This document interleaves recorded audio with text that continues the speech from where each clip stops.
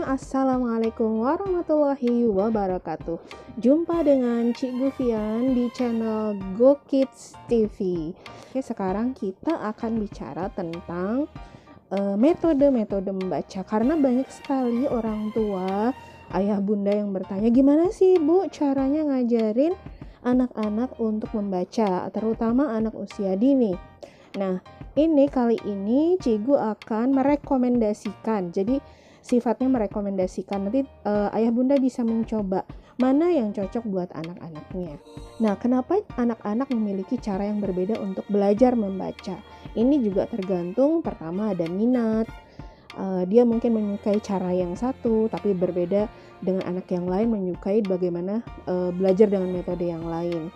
Kemudian satu lagi kematangan.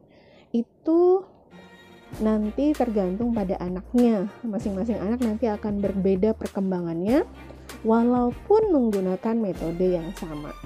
Jadi ayah bunda memang tidak bisa menyamakan, kelamaan gitu nggak bisa bacanya. Teman-teman udah pada bisa baca, padahal caranya sama, gurunya ngajarinnya, tapi memang perkembangan anak-anak berbeda. Tidak perlu dibandingkan, tunggu saja. Yang penting kita konsisten mengajarkan dengan tetap bisa menyenangkan caranya dan tidak memaksa. Insya Allah lama-lama anak-anak akan bisa. Oke, sebelum masuk ke metode-metode yang Cik Gufian akan rekomendasikan, silakan di subscribe dulu channel ini, kemudian bunyikan loncengnya supaya nanti tidak tertinggal dengan video-video berikutnya. Baik, metode yang pertama yang akan Cik Gufian rekomendasikan adalah ini. Cik Gu belum pernah menggunakan ini. Cik Gu hanya membelikan kartu-kartu ini dulu untuk ponakan Cik Gu karena ada seorang ustazah yang psikolog yang menggunakan kartu-kartu ini untuk mengajarkan anaknya membaca. Anak pertama, anak kedua kalau nggak salah ya, dan itu cepat sekali membacanya. Jadi menggunakan ini kartu yang sangat besar, dan ini bisa dimulai dari bayi ya. Jadi dia diperlihatkan misalnya bertahap ya, beberapa kartu dulu hanya dibacakan saja. Oke, misalnya nih ya, misalnya seperti ini.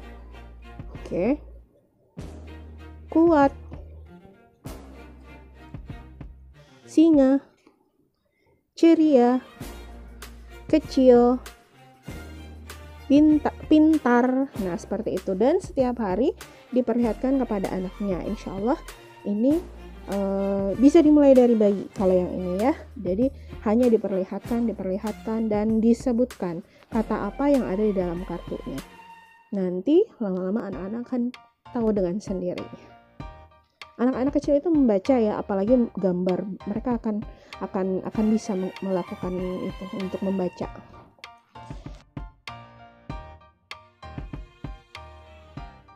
Kita lanjut ke metode yang kedua. Metode yang kedua adalah dulu Cik Gufian pernah membuka kursus membaca, kursus Calistung yang menggunakan ini, buku Anak Islam Suka Membaca.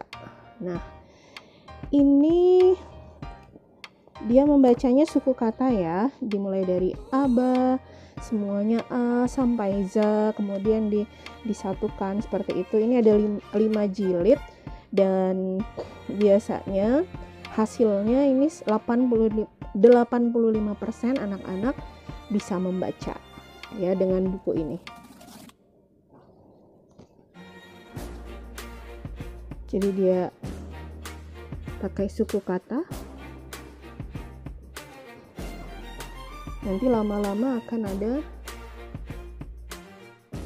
Nah, fa, fi, fu, ini sudah fu ya. Sudah di u, di konsonan di vokal u. Ya, jadi ini anak Islam suka membaca. Metode yang ketiga yang akan Cik Gufian perlihatkan, ini juga dulu waktu Cik Gufian pernah di kursusnya, di les membaca, les Calistung, menggunakan ini, Abaca. Tuh. Nah, A-Baca ini di dalamnya sama sih dengan anak Islam suka membaca, dia menggunakan suku kata untuk dibaca, tetapi dengan cara bermain. Di dalamnya juga sudah disediakan rewards, jadi ada permainan mobil, permainan coklat, permainan es krim ya. Yang jilid 1 itu tentang es krim. Dan ini cukup cepat juga ya buat anak-anak usia dini. Jadi kalau yang hanya saja hasilnya mungkin mirip dengan anak Islam suka membaca, sekitar 85% anak bisa membaca setelah menggunakan metode ini, A-Baca.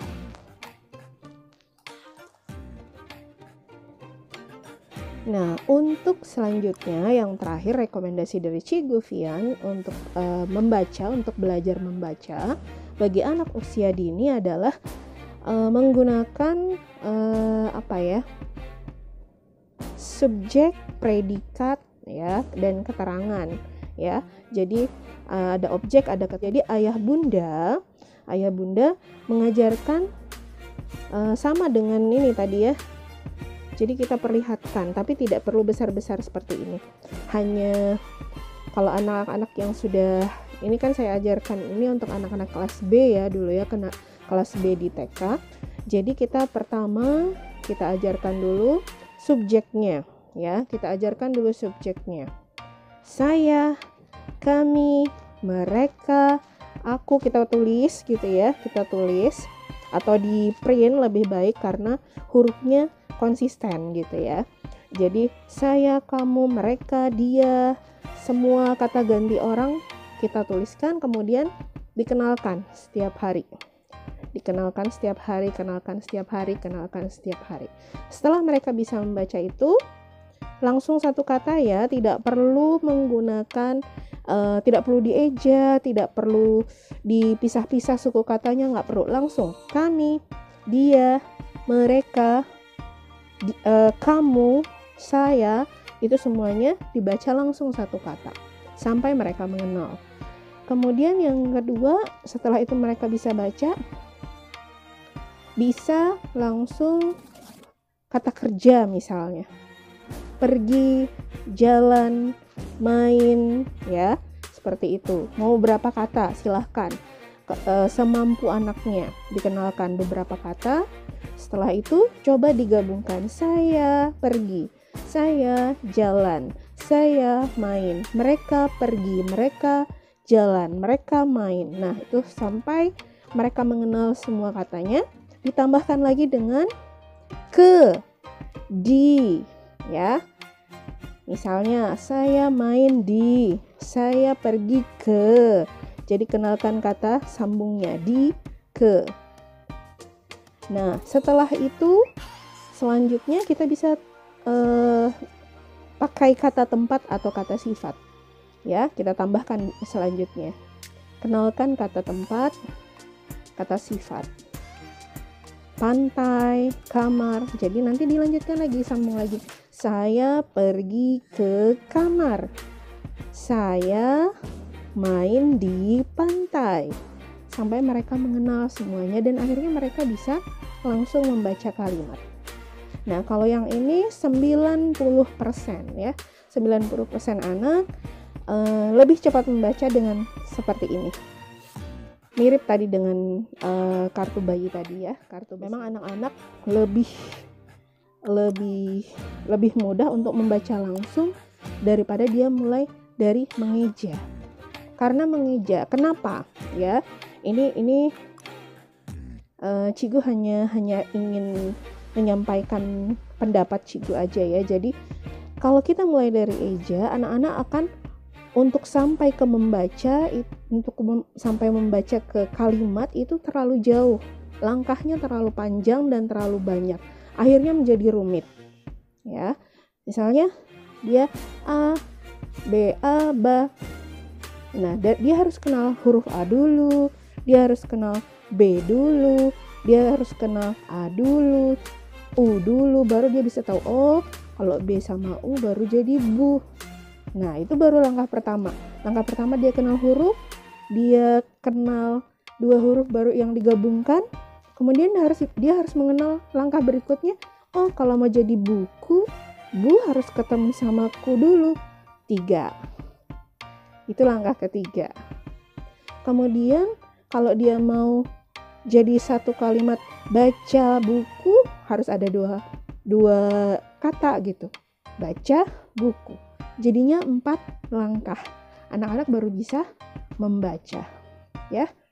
Terlalu lama. Sampai di kata aja udah lumayan, udah 2 langkah. Sayang sekali waktunya.